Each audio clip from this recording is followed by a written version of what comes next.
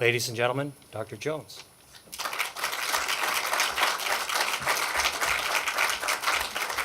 Right, thanks, John. I have to say, congratulations. 40 years. So, Ken, were you like 10 years old when you started? I'm blown away. 40 years is really impressive, and it's wonderful to be here today to talk to you a little bit about the Allan Institute for Brain Science. There's also a new Allan Institute, an Allan Institute for Cell Science. And we've been founded on these fundamental principles of open science, team science, and big science. This is something we feel is really important to open science, meaning the sharing and openness of data. Team science, meaning working together with lots of different disciplines. And big science, trying to do something that couldn't be done in a traditional academic setting, for example. All of this is in the support of the most basic of basic science.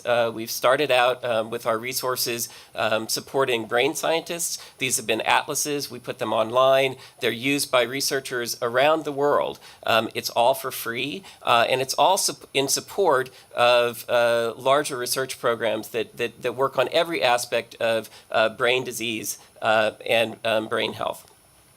So we, as an institute, are actually quite global. We have researchers that use our resources from around the world.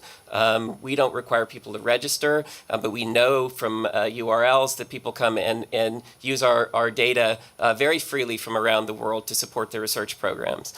We're also global in the sense that we're partnering as we're moving forward with our next decade of existence at the Allan Institute with an ambitious program to really start to understand the fundamentals of how the brain works.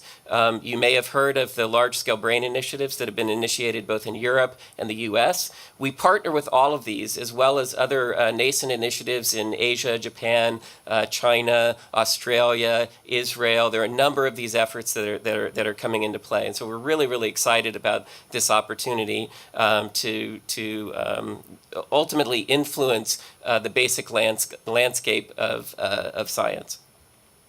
So I want to pivot a little bit because I know one of the things that we're here to talk about today is investment from the National Institutes of Health.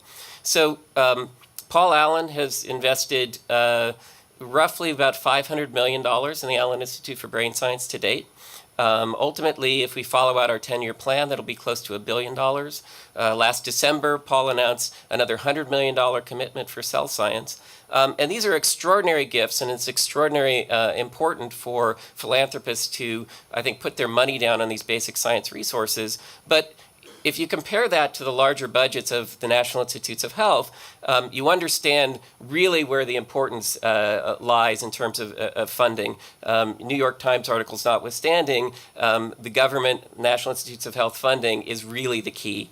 And the investment needs to happen. And it needs to continue to happen, and it needs to be done very thoughtfully with growth in mind.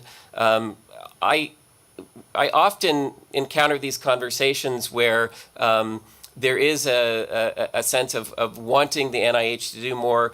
I think in general, legislators get that. They want to provide more. But I think it's also incumbent upon us as scientists to reflect and say, how can we use the dollars better? And how can we think about ways in which we're helping, and we're saying not just we want more, but we're going to use those dollars even better as you're giving us more. So I want to emphasize that message. I think it's very important. I think there are opportunities. When I talked about the Allan Institute earlier, open science. As scientists, we can share our data better. Team science. We need to be working more in teams than in individual isolated silos. And big science. We need to find the right opportunities to find these large-scale efforts to come together to support. They're very, very valuable. It doesn't mean that it's at the expense of individual investigator-driven science, which really drives innovation, but they should be complementary. So I would just finally like to add, we are thrilled at the Allan Institute to be moving into the neighborhood. We're going to be moving in to our new research facility, which is right down the street here starting in September. So we're currently in Fremont and other places, and so we're absolutely thrilled to join the party here in South Lake Union, the new center of the universe. Again, really congratulations to John and Allan.